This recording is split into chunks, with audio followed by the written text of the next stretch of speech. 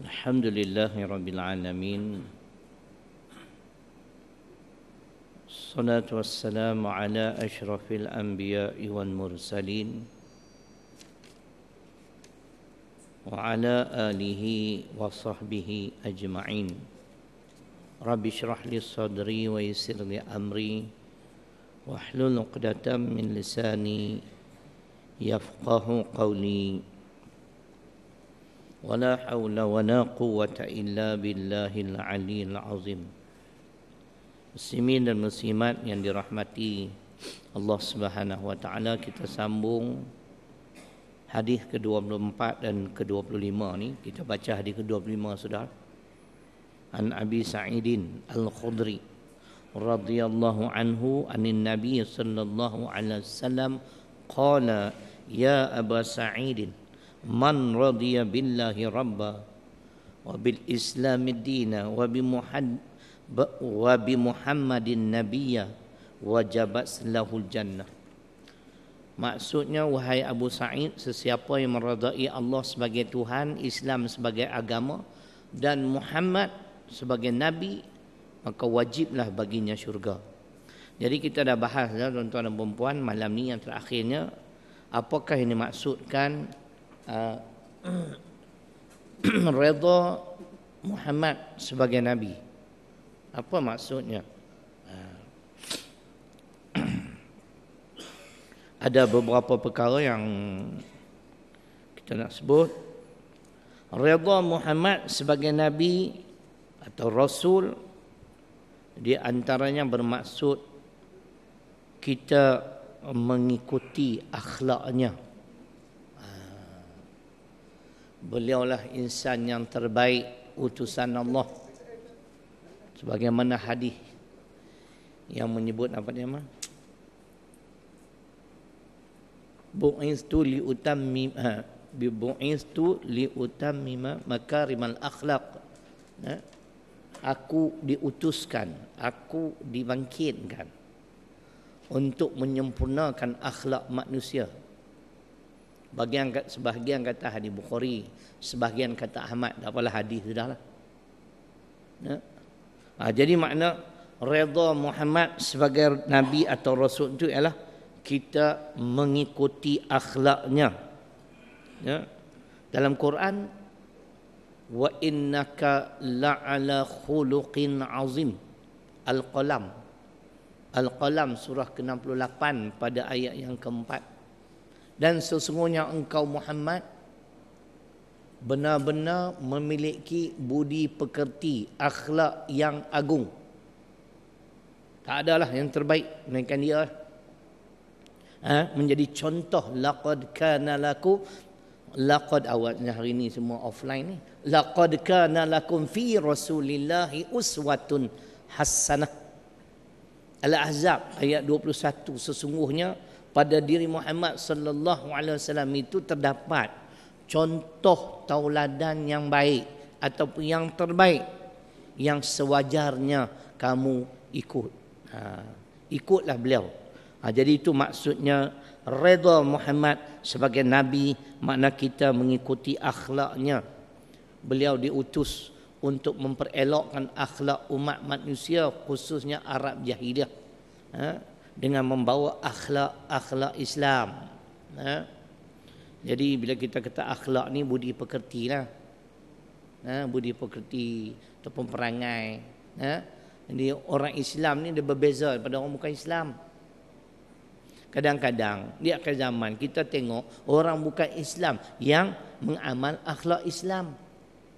Islam mengajar kita supaya senantiasa bersih, kan? Tapi cuba tengok tandas orang Malaysia, kan?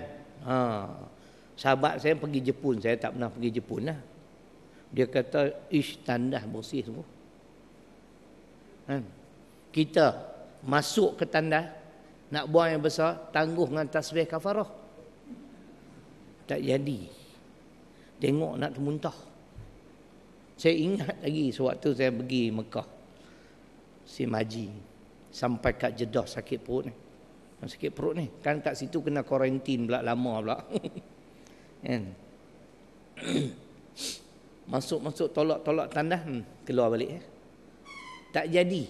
Hak yang tadi sakit perut pun, tuan-tuan, dia pun tangguh dengan tasbih kafarah. Tak jadi. Ni apa cerita ni? Kan? Airport macam tu pun boleh kotor, tuan-tuan. Tapi tengok negeri orang putih, kan? Tak tahulah tuan-tuan yang pernah belajar di overseas. Saya sebab ada kawan sahabat ni, dia dekat Scotland. Ada overseas tak dulu? Mana? England. Dia kata macam itulah lebih kurang. Jadi newspaper ni beli letak duit lah. Kita jangan tabung duit tu, dengan tabung duit dengan newspaper dia ruyuk. Punya amanahnya. Ya. Cuba tuan-tuan tengok, saya pergi ceramah di Pro 2. Bukit Beruntung ada Pro 2 kan? Kat Bukit Beruntung. Pergi ceramah. Engineer orang Jepun ni cukup pangcul datang kerja. Kalau kata pukul 9 tu, sebelum 9 sampai dah. Orang Malaysia biasalah 9-10 minit, 9-15 minit. Ni akhlak Islam ni aja ni. Amanah, kena amanah, wajib kena amanah walaupun kerja dengan kafir. Amanah tu satu tuntutan yang kita tak boleh menganggap ianya remeh-temeh, tak boleh. Kerja dengan siapa pun, kalau nak berkat kehidupan, itu akhlak Islam. Ajar kita punctuality-nya, ketepatan waktu yang saya sebut. Di antara hikmah kita solat. Tu ayat tu. Siapa boleh bagi tahu surah ke berapa, ayat ke berapa? RM1. 1 saat dari sekarang habis. An-Nisa 103. Tuan-tuan ingat Tuhan saja suruh kita solat. Inna salata kanat 'alal mu'minin kitaban mawquta. An-Nisa 103.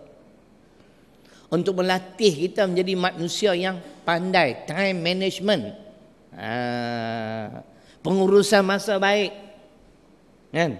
Saya tak tahulah baik ke tidak, tapi kalau saya lewat ke tempat kuliah mesti ada unforeseen circumstances. Mesti ada benda-benda yang berlaku. Kalau saja nak lambat, itu bukan style saya. Kan? Cerita gitu. Kalau saya lambat tu, tuan-tuan kena panik sikit lah. Sama ada saya mati ke, atau polis tangkap ke, trailer langgar ke, kan? Atau saya langgar trailer ke.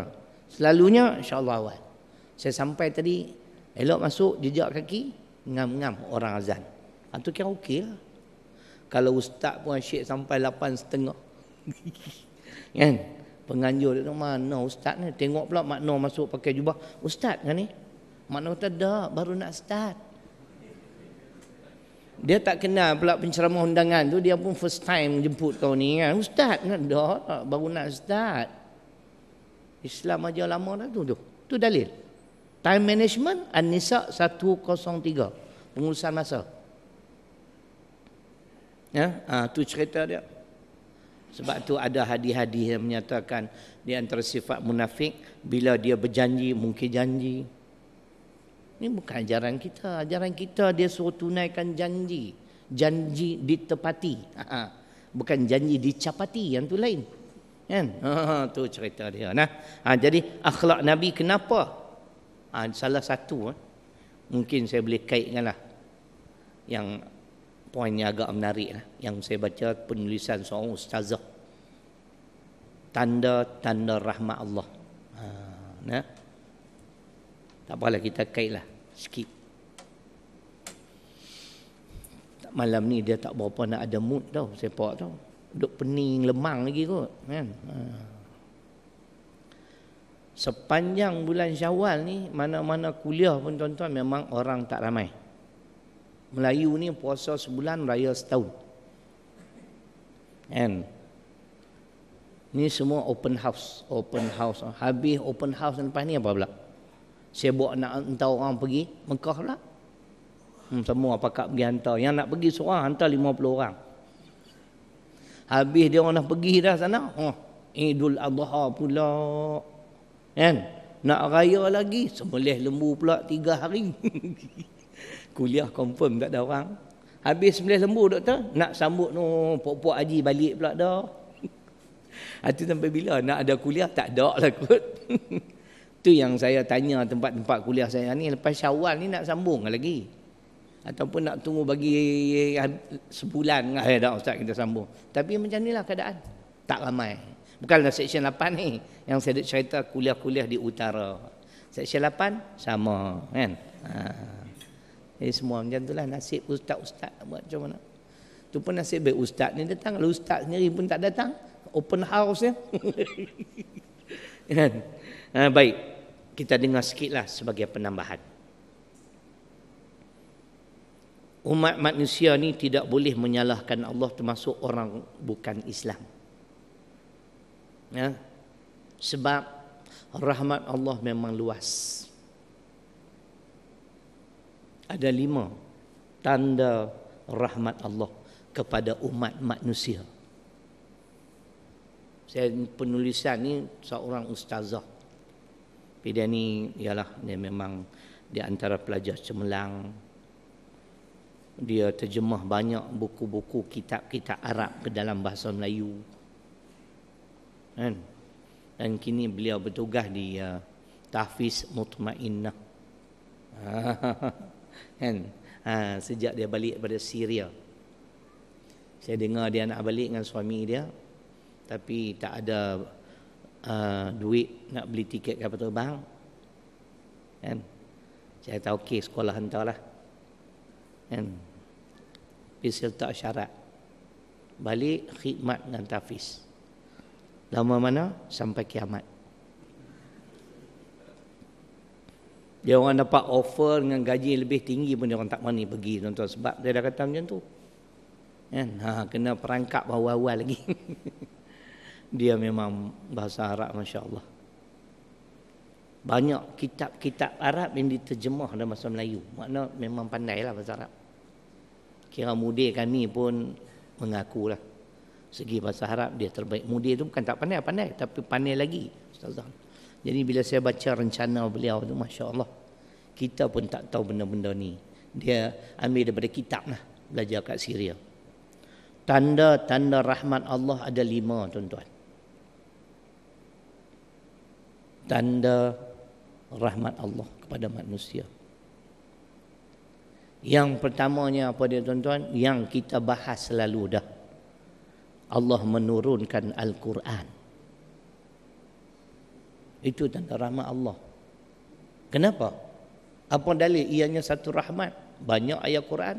Walaqad ji'nahum bikitab fassalnahu ala ilmin huda wa rahmah liqaumi yu'minun. Ya ayuhan nas qad ja'atkum mau'izatun min rabbikum wa shifaa'un lima fis sudur wa huda wa rahmatul lil mu'minin. 2 ayat saya baca tadi. Yang pertamanya ayat apa? Ayat Al-A'raf ayat 52, yang kedua Yunus ayat 57. Kedua-dua ayat itu menyebut perkataan Ar-Rahmat. Nah, rahmat yang pertama, Allah menurunkan Al-Quran. Kenapa? Kerana Al-Quran ni, tuan-tuan, tak dapat dinafikan lagi. Satu kitab yang paling sempurna. Kitab yang belum dicemari oleh tangan-tangan manusia yang cuba nak merosakkannya. Garis panduan yang lengkap. Panduan untuk menyelamatkan kehidupan kita. Itu rahmat yang pertama. Kita tak nak bahas lah. Ini Al-Quran. Diturunkan Al-Quran. Tapi malangnya, kalau kita terus-menerus berdegil, tak nak ikut panduan Quran di dunia, kita keras kepala bagi macam-macam alasan, kerana kita rasa kita lebih bijak pada ulama, kita rasa kita lebih alim daripada orang lain. Allah berfirman, kalla innaha lazza nazza'atan lisyawa tad'u man adbara wa tawalla. Al-Ma'arij surah ke-70 ayat 15 hingga 17. Tempat tinggal insan-insan sesiapa yang membelakangi serta berpaling pada Al-Quran ialah neraka lazza. Ini rahmat pada Allah. Pimpinan yang lengkap, panduan yang sempurna, tidak ada kecacatan, kekurangan. Masya Allah, tak nak ikut. Asal kita pandai pada Tuhan, pelik manusia. Yang kedua, tanda rahmat Allah. Yang keduanya yang kita bahas, diutuskan insan yang bernama Muhammad sallallahu alaihi wasallam untuk mempraktikkan perintah Allah yang terkandung di dalam Al-Quran. Supaya apa? Supaya manusia tidak boleh memberi sebarang alasan. Kami tak tahu nak buat, doktor. Tak ada orang tunjuk ajar. Orang Kedah kata tak ada orang tunjuk ajar. Kan? Bolehkah bagi alasan tu? Kita jawab dengan Quran, surah An-Nisa. Surah An-Nisa ayat 165. Saya nak baca je ayat, tuan-tuan dengar sendiri kenapa Allah utuskan Muhammad sallallahu alaihi wasallam. Pertama, yang sebagaimana kita sebut, ini adalah rahmat daripada Allah. Ada insan yang tunjuk aja bagaimana nak mempraktikkan perintah di dalam Quran. Yang kedua, kita sama-sama dengar. Rusulan mubashirina wa mundhirin li'alla yakuna linnas 'ala Allah hujjatun ba'dar rusul. Surah apa? An-Nisa 165.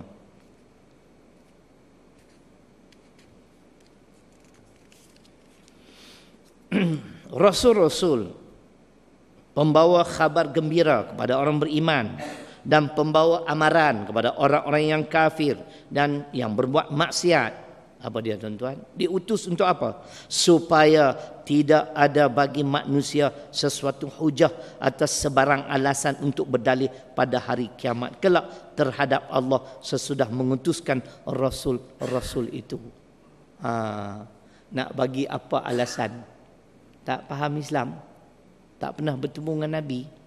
Pewaris dia ada? Para ulama. Kalau kita ulama pun kita tak mau pakai, tak nak ikut siapa? Hak kita faham, hak kita boleh ceramah ni pun hasil pandangan huraian para ulama. Tak tahulah kalau ada ustaz dia hebat, dia boleh buka Quran, dia boleh tafsir dengan ikut kepala otak dia sendiri, dia tengok hadis, dia syarah dengan kepala otak dia sendiri, kira hebat lah. Kan? Tu dia, tuan-tuan. Tak boleh tolak ulama. Dan ini dia, tidak, supaya manusia tidak boleh memberi sebarang alasan. Kami tak tahu macam mana nak amal ajaran Islam. Insan ni dah tunjuk dah. Nampak tak? Tanda rahmat Allah yang kedua. Itu rahmat Allah. Kalau dia tak utus, kita boleh ada alasan, kan? Kami tak tahu nak buat macam mana. Ini ada orang tunjuk. Walaupun kita tidak pernah bertemu, Nabi pernah bersabda, tuba liman ra'ani wa amana bi, thumma tuba sab'an marratin liman amana bi wa lam yarani. Kita tak nak pakaikan hadis ni. Berbahagialah sesiapa yang melihat aku kemudian beriman kepadaku.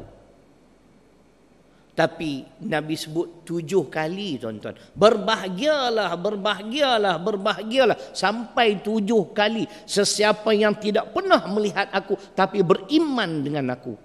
Kita kalau dapat mimpi bertemu dengan beliau dalam tidur tu memang hebat lah, kan?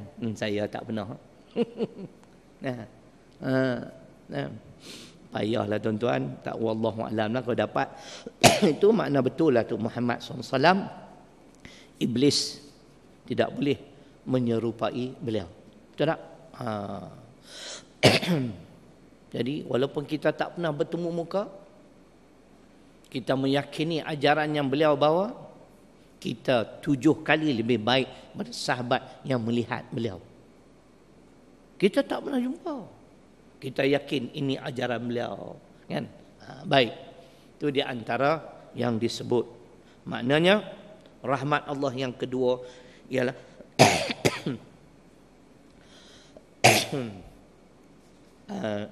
diutusnya insan yang bernama Muhammad ataupun Ahmad. Baik. Yang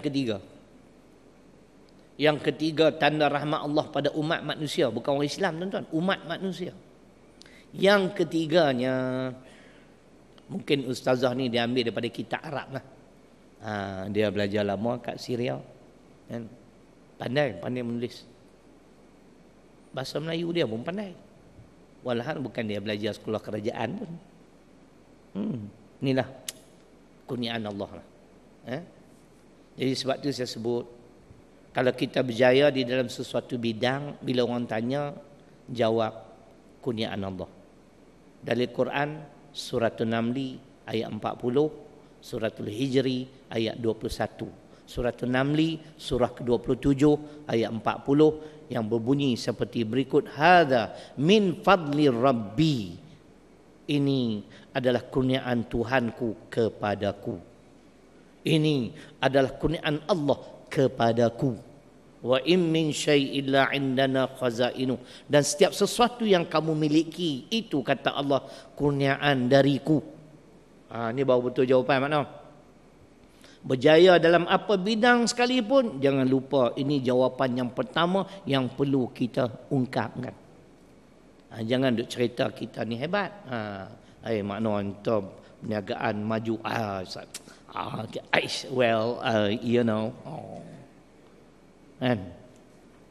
Well, you know, tak betul lah. Jawab itu dulu. Kemudian baru bagi tips macam mana nak berjaya dalam sesuatu bidang. Contohlah, kan? Gitu. Nah, jadi tanda rahmat yang ketiga, apa dia tuan-tuan? Allah telah menyediakan segala keperluan hidup untuk manusia. Inilah rahmat dia. Mana dalil? Suratul Mulk surah ke-67 ayat ke-15. Huwallazi ja'ala lakumul arda dhalulan famshu fi manakibiha wa kulu mir rizqihi wa ilaihin nusyur. Tuhan kata, berjalanlah kamu ke seluruh pelusuk bumi ku, carilah rezeki. Tiap-tiap tempat ada ya. Kita Allah bagi rezeki macam cara kita, kan? Arab cara Arab, Amerika cara Amerika, orang barat. Nampak tak Tuhan sebut? Ini tanda rahmat Allah. Tak boleh nak bertikai dah. Kan? Sehingga kita nak menghasilkan api. Api zaman dulu macam mana? Geser-geser kan? Disebut dalam Yasin. Mana ingat ayat apa? Saya tak ingat. Ayat ke-80. Kalau nak cari itu memang Alladzi ja'ala lakum minasy-syajaril akhdari nara wa idza antum minhu tuqidun. Kamu tak tengokkah Tuhan kata pohon kayu yang hijau? Mana ada pohon kayu biru? Tak ada, tuan-tuan. Tu surah Yasin, jangan baca saja. Kamu tak tengokkah pohon kayu yang hijau yang kami cipta untuk kamu? Yang akhirnya kamu dapat menghasilkan api. Itu permulaan Allah bagi manusia. Persediaan untuk kita. Inilah tanda rahmat. Hajilan, apa khabar? Maaf saya batin. Sempat nampak lagi tu, jangan main-main. Baik. Ketiga Pak Said. Rahmat yang ketiga, Allah menyediakan segala keperluan hidup manusia. Betul tak? Dalil tadi Al-Mulk 15, dalil kedua Yasin 80.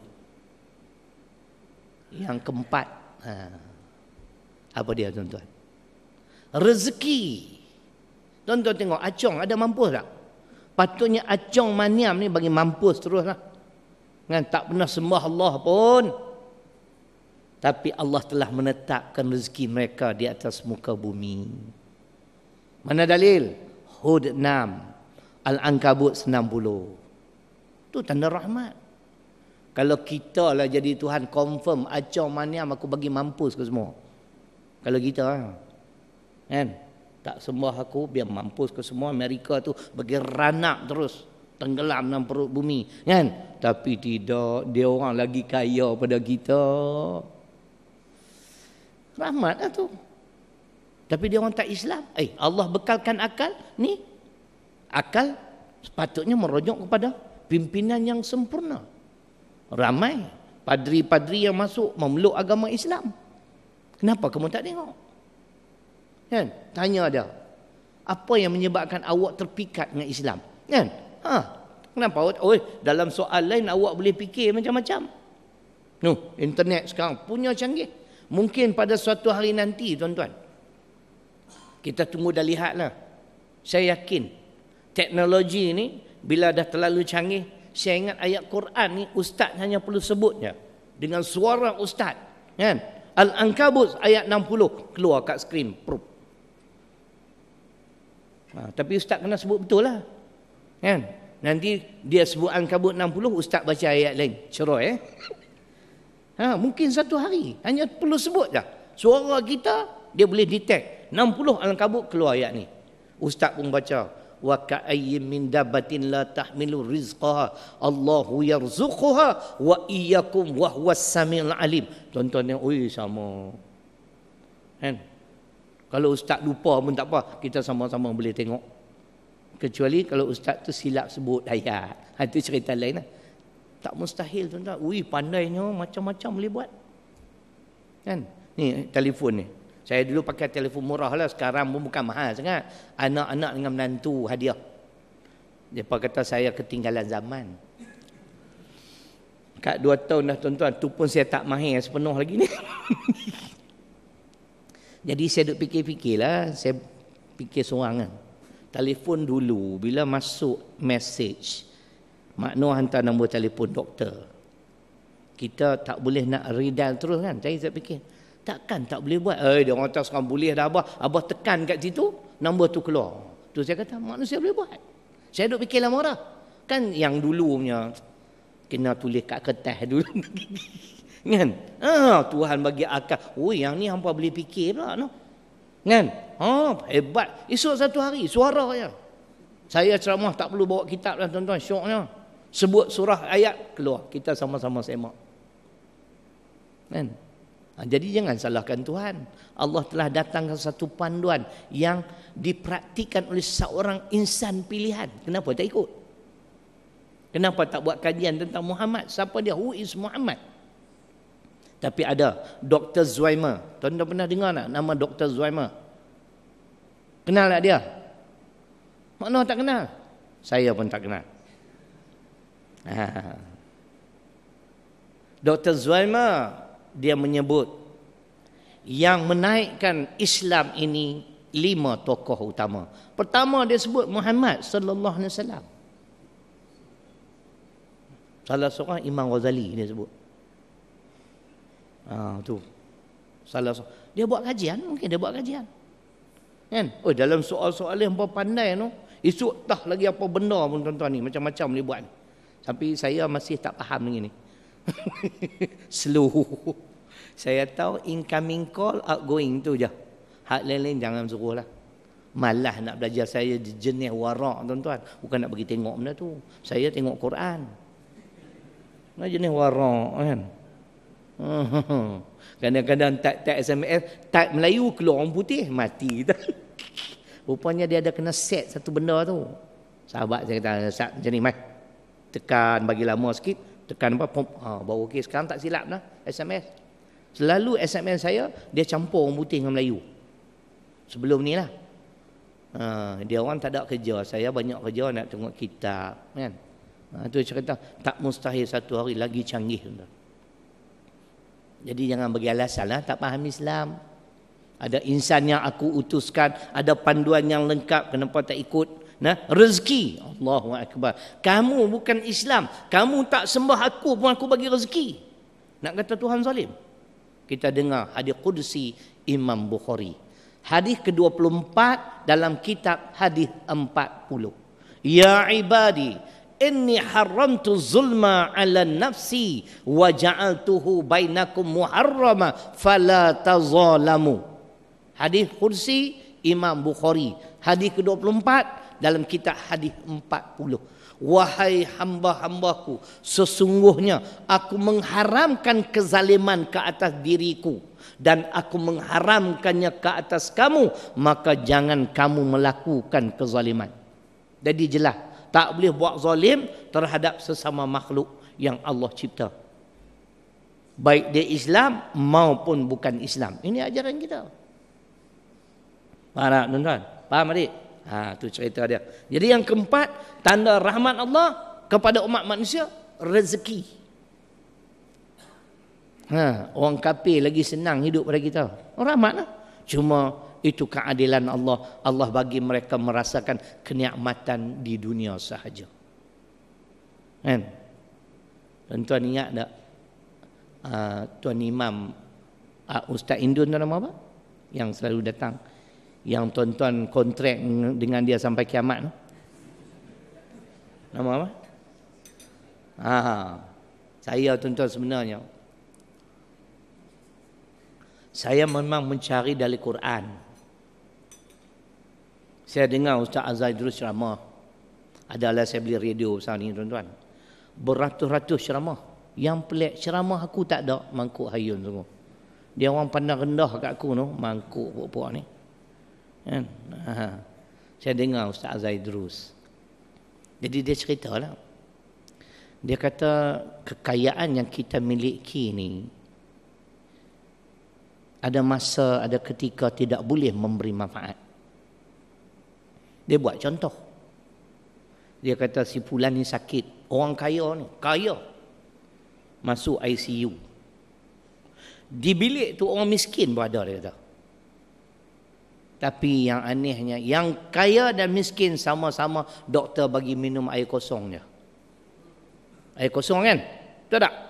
Dia kata sepatutnya yang kaya tu mintalah 7up ke Coca-Cola. Itu style dia lah. Faham Pak Said? Saya kata contoh ni memang baik. Kalaulah ada ayat Quran cantik. Malam tu lah saya dapat kat sini. Hak Tok Imam yang tuan-tuan kontrak sampai hari kiamat tu. Malam ini ibu-ibu, bapa-bapa sekalian, kan? Saya akan menyambung surah Asy-Syu'ara. Dalam surah Asy-Syu'ara pada ayat 205 hingga 207, Allah memperingatkan kepada kita tentang nikmat yang menipu daya. Oh, saya kata yang ni aku duk cari ni. Kan? Tu cerita dia. Tu cakap Indon lah tadi. Sebab dia orang Indon. Kalau nak sambung lagi, dia kena sambung macam ni. Maaf ya Pak, saya ingin bertanya kepada bapa-bapa. Di antara bapa-bapa, siapa kepala bapa? Nah, siapa kepala bapa? Siapa ketua? Kepala polisi, kepala bapa. Kepala menteri, semua ada. Kan? Jadi saya kata Masya Allah, saya kebelakangan ni macam tu tuan-tuan. Cuma sampai hari ini saya belum bertemu dengan sepotong ayat Quran. Yang saya tanya semua penghafaz Quran kata tak tahu. Tapi saya belum bertemu lagi. Saya nak cari satu ayat. Ada ayat yang menyatakan manusia ini takut dengan kebenaran. Kalau tuan-tuan bertemu, tolong bagi tahu. Saya memang cari. Tapi yang lain yang saya nak semua dah bertemu. Termasuk yang tadi. Jadi ceritanya, Ustaz Azhar dulu sambung lagi. Patutnya dia bolehlah request kan 7up atau Coca-Cola. Tengah hari, dia suruh doktor tebuk kat sini, masuk Tom Yam. Aku ada 100 juta tau. Ayat ni yang Ustaz Indun tu baca. Tuan-tuan semak dalam surah Asy-Syu'ara. Surah ke-26 ayat 205-207 pengajaran untuk kita semua. Said, hebat macam mana pun ada masa yang dikendaki kehebatan itu, kenikmatan itu tidak dapat memberi pertolongan kepada kita. Firman Allah, afara'aita immatta'nahum sinin thumma ja'ahum ma kanu yu'adun ma aghna anhum ma kanu yumatta'un. Saya terjemah. Apakah pendapat kamu hai Muhammad tentang orang-orang yang aku kurniakan nikmat yang bertahun-tahun lamanya. Mereka mendapat kenikmatan pada Allah begitu lama tuan-tuan. Kenikmatan yang bertahun-tahun, berpanjangan. Kemudian apabila sampai masa azabku untuk mereka yang telah dijanjikan. Segala kenikmatan tadi tidak boleh memberi manfaat kepada mereka. Betul? 100 juta dalam akaun bank Pak Syed, masuk ICU air kosong. Betul tak? Tu cerita dia, air kosong. Nak bawa balik apa tuan-tuan? 100 juta tak boleh tolong dah. Patutnya, okay, you can save my life, I give you 20 million. Doktor punya gelut nak bagi hidup, tak tahu doktor mati dulu. Kan? Employ semua, yang mana pakar-pakar, specialist, tolong cek ni, bapak saya, kami duit banyak, 1 bilion ada. Kan? Nak bimbang apa? Duit banyak, 1 bilion. Joe Lau akan bagi. Tahu Joe Lau? Penyangak Malaysia nombor 1 lah tu. Kan? Dia pas siphon from 1MDB. Saya ada keratan akhbar, akhbar The Star. Penyangak ni yang siphon, yang sedut ni. Kan? Cerita dia gitu. Duit banyak, tak boleh buat apa dah. ICU, orang miskin pun air kosong, orang kaya pun air kosong. Boleh tu Haji? Ni ayat dia. Begitu juga hari itu tuan-tuan saya menung. Sebab saya teringat saya pun masih ada hasrat, hajat yang belum kesampaian. Tak teringat kan? Mesti ada ayat Quran yang Tuhan kata, tak kesemua yang kamu cita-citakan akan tercapai. Saya bagi tahu sahabat saya, awak pandu kereta elok, aku nak cari Quran. Tuan-tuan percaya tak? Saya buka Quran, terus ke ayat tu. Tangan wali ni tuan-tuan, jangan main-main. Tangan ni bukan duk tengok ni, duk tengok WhatsApp, tak ada masa. Dia tengok ni. Mata saya terus fokus ke ayat tu. Ingat terus dengan izin Allah, amlil insani ma tamanna falillahil akhiratu wal ula. Apakah manusia menyangka akan tercapai semua yang mereka cita-citakan? Kenapa? Urusan akhirat, urusan dunia di tangan Allah. Allah yang mengatur kehidupan kita. Allah yang mengurus. Tak payah sombong. Boleh Pak Syed? Boleh no? Ini ayat-ayat ni boleh menguatkan akidah kita. Jadi kita tak akan kecewa kalau hajat, hasrat kita tidak kesampaian. Semalam saya pergi kuliah Zohor di Suruhanjaya Commission. Singgah kat bank, nak bank in check orang sumbang kat sekolah lah. Pegawai CIMB, senior official, terjun tuan-tuan daripada tingkat 5. Laporan akhbar kata dia terjatuh, kepala otak dia terjatuh, dia bunuh diri. Dia nak jatuh macam mana? Bukan ada balcony kat situ. Dia buka tingkap, dia terjun. Kan? Itu laporan Star hari ni. Dia kata dia terjatuh. Kan? Tapi saya confirm dengan staff-staff itu bunuh diri, dia ada masalah kot. Umur 42. Tuan-tuan, dia kafir. Kita orang Islam bila ingat ayat ni, kita tak akan kecewa. Tidak kesemua hajat kita akan tercapai. Sebab tu kena rajin dengar ayat Quran. Kan? Takut esok kita pun jadi macam tu. Bila frustrated, kecewa, terjun bangunan. Terjun tak mampus pula. Kan? Kalau mampus selesai masalah. Terjun tak jadi apa. Alamak, cerai. Kan? Umur 42 Pak Ji. Balik awal. Dia terjun kepala dulu. Kan? Saya sampai tengok polis dah kepung-kepung. Tengok dia cover dengan plastik hitam tu, confirm lah. Kan? Tapi ikut staff. Dia terjun, bukan dia jatuh. Macam mana nak jatuh? Tingkap tu tuan-tuan, tak ada kena-mengena. Bukan ada balcony ke, ada railing kat situ kan. Takkan tengok-tengok tu boleh jatuh. Tak tahulah, kot dulu Tio Beng Hok pun macam tu je kot. Kan?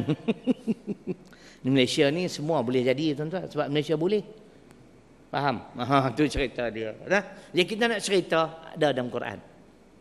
Yang tadi pun ada dalam Quran. Kan? Kata Dr. Hamka, bukan soal kekayaan saja yang tidak dapat memberi manfaat di saat-saat Allah mengazabkan kita. Begitu juga kuasa. Sekarang kita berkuasa Pak Syed, Haji Lan. Hebat. Siapa boleh gugat aku? Kamu tunggulah hari yang kamu nak jatuh nanti. Dia akan terperanjat. Haji Lan dia akan terperanjat. Aku orang paling berkuasa pun boleh jatuh. Kuasa dah tak dapat memberi manfaat. Tunggulah. Tak belajar daripada Husni Mubarak. Tak belajar daripada Muammar Gaddafi.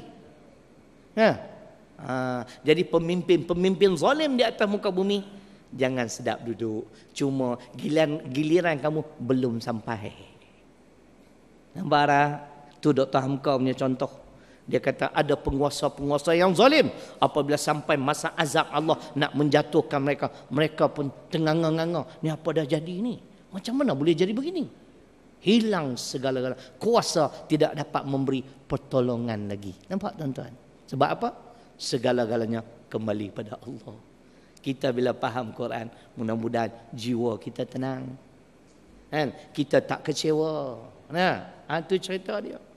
Tak percaya, tanya Bill Gates. Apakah semua hajat kamu tercapai? Dia skipnya kaya. Kali terakhir saya baca, dia punya kekayaan 53 USD billion. Kali Malaysia 200 billion Malaysia. RM 200 billion. Malaysia punya orang paling kaya, Tan Sri Kop, dia pun ada dekat 50 billion je. Kawan ni 200. Tapi pergi tanya dia. Ada tak benda-benda yang belum lagi tercapai? Confirm ada. Ada tak? Kan? Dia ada segala-galanya tapi mesti ada kekurangan. Adik Sultan Brunei, orang kaya. Kan dia ada penyakit. Kahwin dengan Mazwin. Tahu Mazwin? Oh, makna Mazwin tahu selalu. Alamak. Ingat aku seorang ni tahu. Mazwin pun dah minta cerai dah. Wallahualam lah. Minta cerai kan dicerai. Kan? Duit tak boleh buat apa. Kan? Penyakit tu tak boleh nak sembuh. Kita nak sembuh apa? Kan? Kalau ikut kehendak dia, dia mau back to normal lah. Lead a normal life. Lebih kurang macam tu lah. Kan? Tapi dengan jadi macam tu Allah. Kita syukurlah tuan-tuan tak dapat penyakit macam tu. Tak kaya pun tak apa mana. Kalau datang penyakit macam tu, dah tak kaya pula. Balik awal. Kan? Katanya dia spray ni punya nak bagi wangi, tak boleh wangi. Orang kata, kan? Gitulah seterusnya tuan-tuan. Sebab tu saya pesan pada diri saya, kena banyak tengok ayat Quran, tadabbur ayat-ayat Al-Quran. Jiwa kita tenang, Syekh. Boleh panggil Syekh? Nampak macam orang Yaman bukan lah? Janggut pun nampak macam Tok Syekh kan? Itu cerita dia. Tanda rahmat Allah yang keempat muslimat, rezeki. Orang bukan Islam tidak boleh menyalahkan Allah. Kenapa aku tak jadi Islam? Contoh dah ada, aku utus, ada Quran. Kamu ada akal, kamu pandai. Reka cipta ni sampai yang manusia tak boleh fikir, kamu boleh buat, aku bagi. Ilham kepada kamu. Kenapa dalam soal agama kamu tak boleh fikir? Tak boleh salahkan Allah. Yang kelima, tanda rahmat Allah, keampunannya tuan-tuan. Inilah tanda rahmat Allah. Dosa banyak mana pun ya Allah. Kan? Kalau Allah kendaki, dia ampunkan ke semua dosa. Tambah yang bukan Islam, masuk Islam, Allah fresh. Kan? Macam baby. Kita pun ada banyak hadis yang sebut selepas Ramadan ni kita dapat macam-macam lah. Kelebihan-kelebihan kan. Seolah-olah kita ni fitrah balik bersih semula. Balik pada Mekah, haji mabrur kan. Kalau haji mabrur tu lain lah. Kan? Tu cerita dia. Masya Allah. Banyak kelebihan-kelebihan. Puasa 6 hari di bulan Syawal. Kita pun tanya Syekh, entah puasa 6 hari dah habis dah? Tak banyak dah. Dia kata hajilan. Berapa hari lagi? 6. Mana dia belum buat lagi lah hajilan. Tak apa, tak sempat dah. Kita target 9 Zulhijjah, 11 hari bulan September, hari Ahad, masuk dan hari. Kita kena ada azam lah. Macam tabligh, azam keluar 3 hari. Tabligh apa kau ni? Kan? Azam 3 hari, 40 hari. Kan? 4 bulan, kan? Kita set 11 September bersamaan 9 Zulhijjah. Kelebihan puasa, Masya Allah. Tuhan ampun dosa-dosa yang terdahulu. Inilah rahmat Allah. Kalau kita amal kerana Allah, tuan-tuan bayangkan tengok ada dosa tak? Tak ada. Boleh? Mana? Tak mengaku pun. Betul Pak Syed? Kalau semua yang dianjurkan oleh Islam, yang ditunjukkan oleh Muhammad sallallahu alaihi wasallam, kita amal, tak ada dosa. Kita tak khianat, kita amanah, kita tak ada hasad dengki, tak pernah buat zalim kat orang, kita ikut dalam soal sunat, apatah wajib, Allahu akbar. Inilah rahmat Allah yang kelima, keampunannya. Faham tu Haji? Nah, inilah rahmat Allah. Kafir masuk Islam terus bersih. Kita bunuh orang sampai 100 orang, kan? Dia bertaubat dan dia tekad untuk berhijrah, tak nak ulangi lagi, taubat nasuha, dalam perjalanan jatuh mati, kosong syurga. Allah, tu rahmat tu. Tuan-tuan bayang tengok, nawai tu kita nak datang dengar kuliah, Haji Lan kata, oh malam ni 29 Ustaz Ceroy, aku punya kembar, dia kata, aku nak main. Niat dapat pahala, tapi dia tak main sebab ada sebab open house. Malam esok Ustaz lain pula niat nak pergi lagi, pun tak datang, ada lagi open house. Oh, duk makan pahala niat sampai kiamat, bila nak penuh? Kena datang lah sama. Semua mengingat. Tapi kita nak bagi tahu tu keadaannya. Niat saja dapat pahala. Niat nak buat jahat, tak tulis lagi. Rahmat tak? Rahmat lah. Dia tak nak kita masuk neraka. Tapi kita degil, ada akal, tak nak berfikir. Boleh Pak Ji no? Pak Ji renung puasa 6 lah. Habis lama lah Pak Ji. Tu cerita dia. Boleh no? Tu penambahan. Lain kali orang tanya, tanda-tanda rahmat Allah 5. Pertama, Allah menurunkan Al-Quran. Yang kedua, Allah mengutuskan Rasul bernama Muhammad sallallahu alaihi wasallam, mempraktikkan perintah yang terkandung dalam Quran. Yang ketiga, Allah telah menyediakan segala keperluan hidup umat manusia. Bukan umat Islam, umat manusia. Tapi orang kafir yang banyak fikir, dia yang dapat semua. Negara Arab ada minyak, dia tak kerti proses, mangkuk hayun hantar kat dia, dia jual balik mahal. Bengong tak? Bukan bengong, mangkuk hayun. Apa orang Islam ni tak ada kan yang pandai-pandai nak tukar tu kan, minyak mentah kepada minyak betul. Saya ada sahabat saya tuan-tuan punya genius. Dia doktor PhD bidang chemistry. Dahsyat tu. Saya pernah cerita dulu tapi tak apa, makna lupa dah. Melayu mudah lupa. Rumah saya di Tikam Batu, rumah dia di Kepala Batas. Jarak dia tuan-tuan 15 km. Saya telefonnya, doktor, kereta saya ni semput-semput, jerk. Jeng. Okey, Ustaz letak telefon kat dashboard. On engine. Selang seminit saya tanya, okey, macam mana doktor? Pelak nombor 3 rosak. Biar betul. Saya tak percaya. Ni nak beritahu dia genius ni. Cik saya pun pergi kat mekanik anak murid saya. Tolong tukar pelak nombor 3. Macam mana Ustaz tak? Aku mata aku macam Superman, boleh nampak terus. Dia pun terperanjat. Dia buka, betul lah Ustaz. Aku pun terperanjat. Betul lah kau ni sebut. Dia genius. Takkan dia tak boleh? Dia boleh convert tuan-tuan, tukar sampah ni kepada minyak. Tapi umur dia pendek tuan-tuan. Mudah-mudahan Allah merahmati beliau. Dia dah dapat kontrak dengan Sudan. Orang Arab nak ambil kepakaran dia. Melayu ni. Dia reka macam-macam tuan-tuan. USB tu kita dengar kan. Cucuk. Dia ada kaitan. Dia boleh jimatkan petrol. Beri kelajuan. Mana ada kena mengenal dengan USB. Kami dah pakai lama dah produk dia. Kami tahu lah. Siapa kata orang Islam tak ada yang jenis? Dan cuma saya suruh dia cipta satu bom. Besar kacang hijau.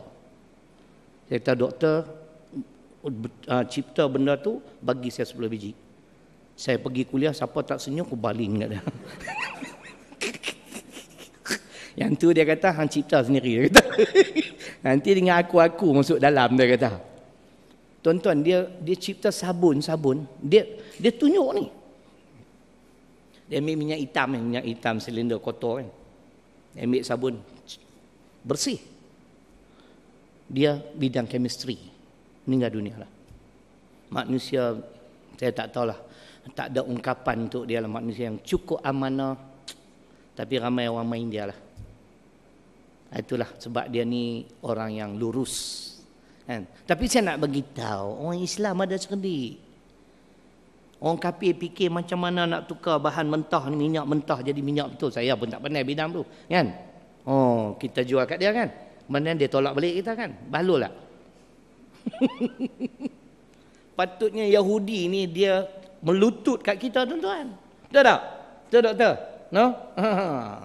Ini kita melutut pula kat dia. Dia tak ada benda pun Amerika, tapi negara kuasa besar dunia. Betul tak? Jangan salahkan Tuhan, Tuhan bekalkan akal. Nah, segala keperluan hidup manusia telah kusediakan. Yang kelima, 4, rezeki. Yang kelima, keampunan. Kamu buatlah dosa banyak mana pun, selama mana kamu sudi bertaubat, kamu jangan bimbang, kamu bakal mendapat keampunanku. Jangan ulangi lagi. Boleh tuan-tuan? Itu tips yang saya baca daripada penulisan rencana seorang ustazah. Ustaz pun bukan tahu semua. Faham tak? Boleh? Okey.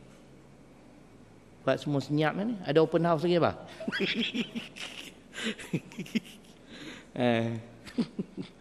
Itu makna Muhammad sebagai redha Muhammad sebagai Nabi atau Rasul. Pertama, ikut akhlaknya. Yang keduanya, ikut petunjuknya. Macam saya sebut tadi, Allah utus dia untuk mempraktikkan perintah yang terkandung dalam Quran.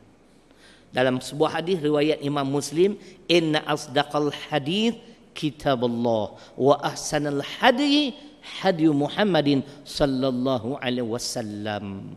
Sebenar-benar perkataan adalah Al-Quran. Sebaik-baik petunjuk Nabi kamu Muhammad sallallahu alaihi wasallam. Kenapa dia sebaik-baik petunjuk? Kita jangan lupa beliau dipandu dengan wahyu. Itu yang membezakan dia dengan kita. Qul innama ana basyarum mithlukum yuha ilayya. Al-Kahfi ayat 110. Wa may yantiqu 'anil hawa in huwa illa wahyu yuha. Surah An-Najmi surah 53 ayat 3 dan 4. Makna beliau dipandu, dipimpin dengan wahyu. Mana mungkin kita lebih bijak daripada dia. Tapi tengok tuan-tuan, bila bermesyuarat, pandangan sahabat juga dia boleh terima. Patutnya dia tak boleh terima lah makna. Kan? Dia anytime boleh berdoa ke Allah kan. Ya Allah, aku nak buat sesuatu projek yang mana lebih baik. Tunjukkanlah pada aku. Kan? Kami nak perang Khandaq ni, nak bertahan kan, nak duduk luar kota ke, dalam kota ke, korek parit kan. Dia boleh tanya Tuhan on the spot, Tuhan bagi tahu. Tapi nak tunjuk sifat manusia tu sama. Sebagai pengajaran, bermesyuarat. Nah, jangan ikut kepala otak kita aja. Nah, walaupun kita ustaz ke, kita ulama ke, kita siapa sekalipun, mai kita duduk wa amruhum syura bainahum wa syawirhum fil amri. Kedua-dua ayat. Ayat yang kedua Ali Imran 159. Inilah contoh umat terbaik. Insan terbaik, maka ikutilah petunjuknya. Itu maksud Muhammad sebagai Rasul. Nah,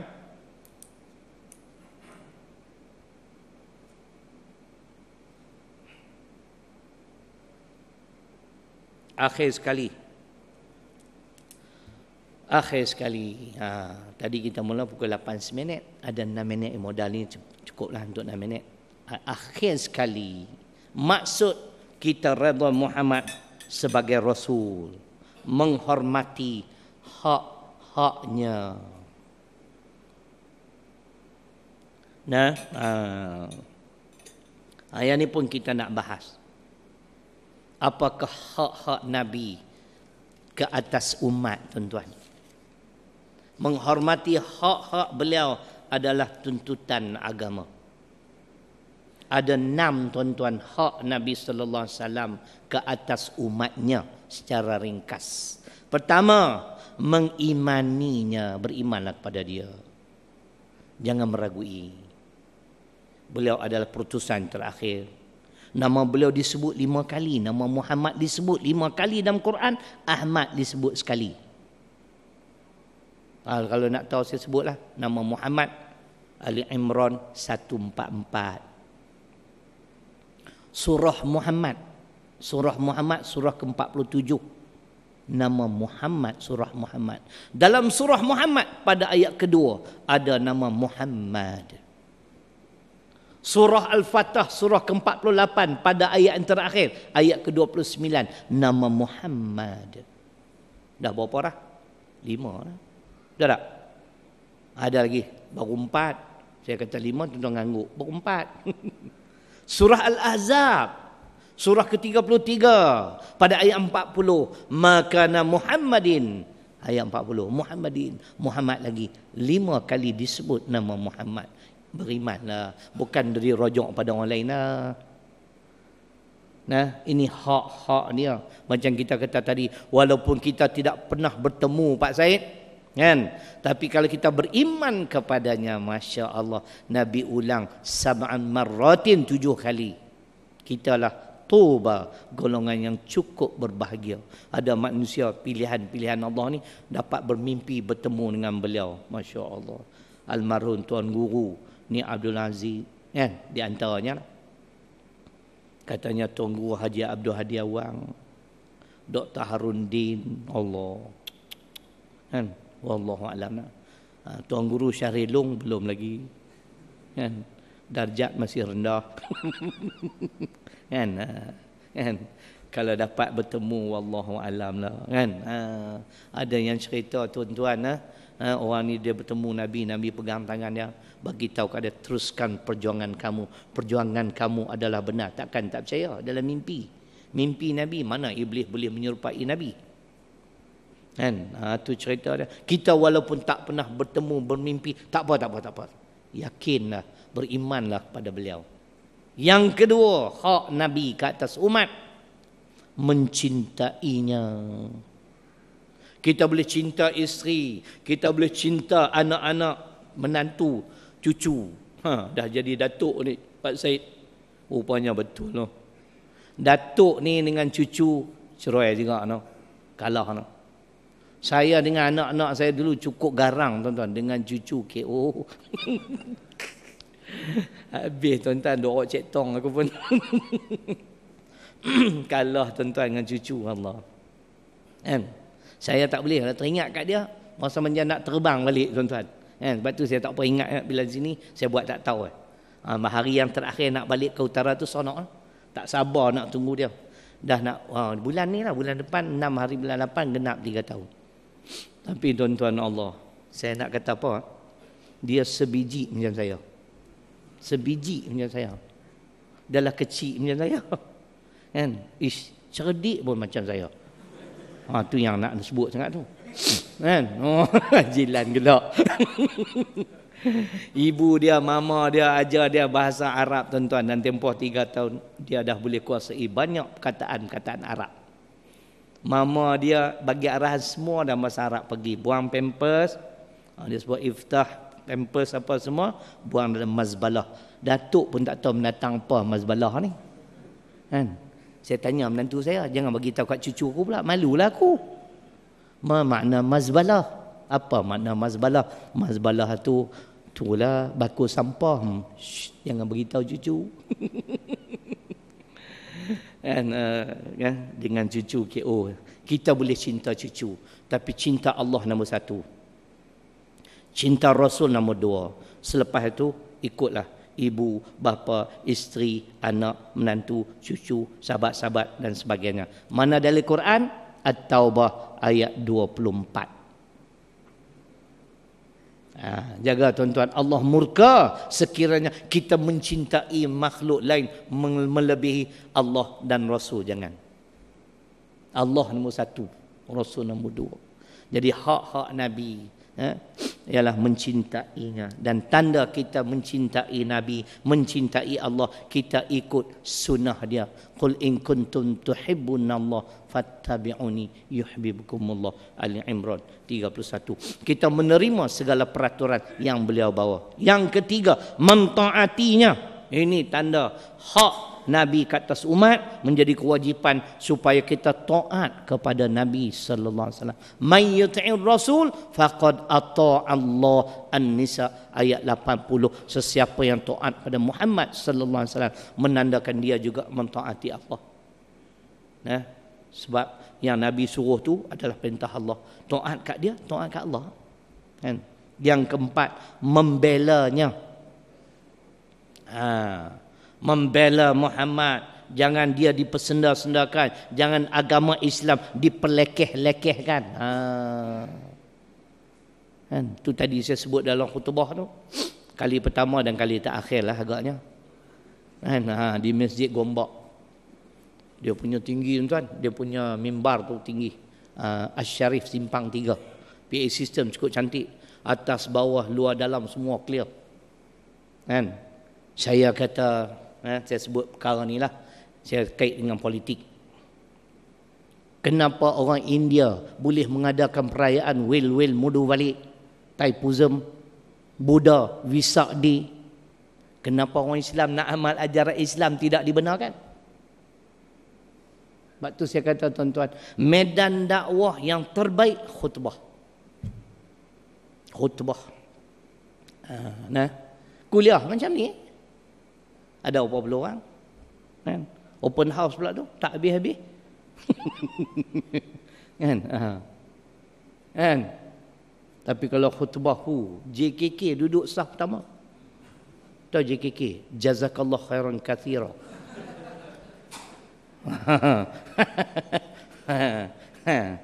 Kan? JKK syoknya. Tadi PA system pula best pula. Kan? Saya bagi kau-kaunya dengan suara lantang. Kan? Saya suruh pihak masjid rakam, dia orang tak nak rakam. Esok kalau bunyi, dengar semula. Kan? Kat mana yang tak betul? Kan? Itu cerita. Kita kena bela. Itu cara saya bela Islam. Saya kata, kenapa orang bukan Islam? Sibuk sangat dengan hudud. Tak ada kaitan dengan kamu. Kamu tak boleh dipaksa berdasarkan Al-Ma'idah ayat 42. Tafsir fi zilal Quran. Jilid ketiga. Muka surat 232. Mereka bukan tahu betul aku sebut pi. Tapi betul lah tuan-tuan. Tuan-tuan cek lah tengok. Ni kita bela Islam. Kita orang Islam nak amal Islam. Tak dibenarkan. Ni MCA korang ajar ni. Gerakan pokok UMNO lah BN lah. Boleh sebut sikit boleh. Sebut banyak pun boleh. Jilan lari aku sebut BN dia lari. Takut tunduk atau cerai dengan kaki. Tu pun nak masuk syurga. Alah. Saya dalam khutbah jemaat tuan-tuan. Cuma saya tak sebut lah BN. Tak boleh lah. Kita pun ada juga etika dalam kita berkhutbah. Yang syok pihak masjid telefon. Ustaz, tajuk terpulang kat Ustaz. Cuma satu je. Apa pula ni nak ajar aku? Jangan lupa doa untuk solat. Itu rukun yang ketujuh. Saya kata. Kan, itu rukun yang ketujuh. Memang kena sebut. Tak sebut tak sah jemaah. Dia kata ya ke? Ni pun bahlul juga.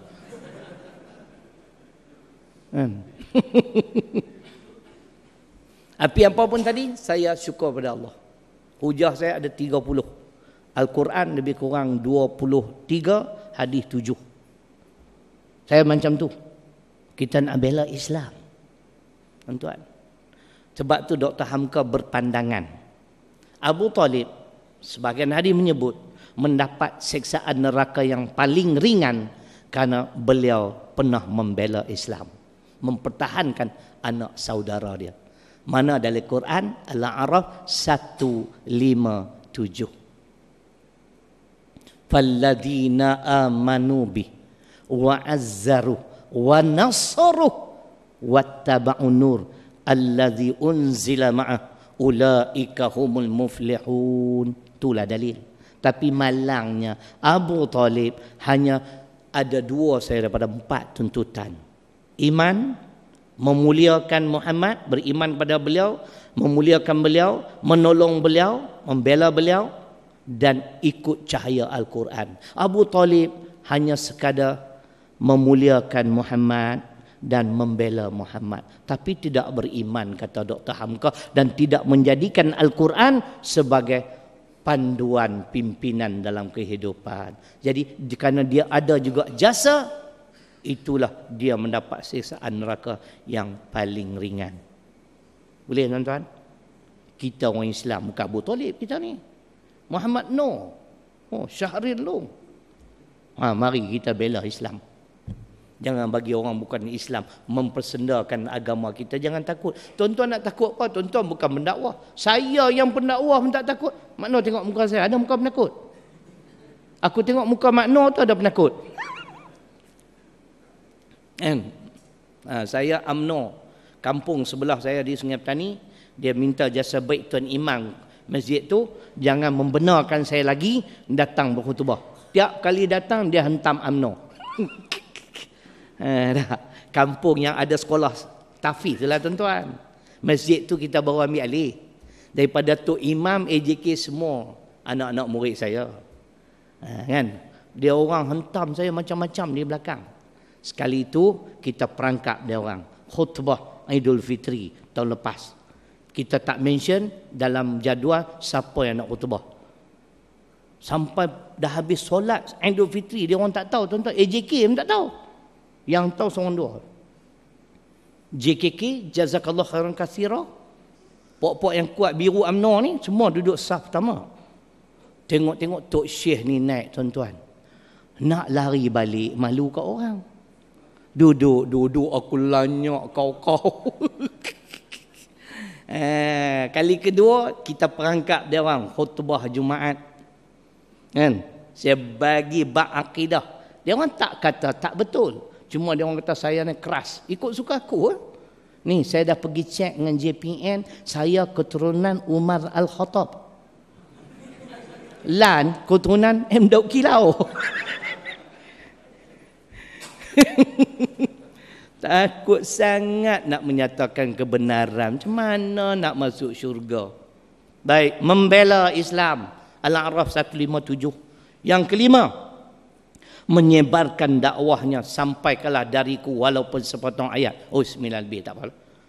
Open house kan nak bagi kuih, ada lagi insya-Allah. Balighu anni walau ayat, hadis Bukhari. Akhir sekali tuan-tuan, jangan lupa walaupun sekali, walaupun 2 kali, 3 kali berselawat ke atas Muhammad sallallahu alaihi wasallam. Innallaha wa malaikatahu yusalluna 'alan nabi ya ayyuhalladzina amanu sallu 'alaihi wa sallimu taslima. Man shalla 'alayya salatan sallallahu alaihi biha asyra. Yang pertama ayat Quran Al-Ahzab 56, yang kedua hadis riwayat Imam Muslim. Itulah 6 hak Nabi sallallahu alaihi wasallam ke atas umatnya, yang juga memberi pengertian kepada kita, yakni redha Muhammad sebagai Rasul.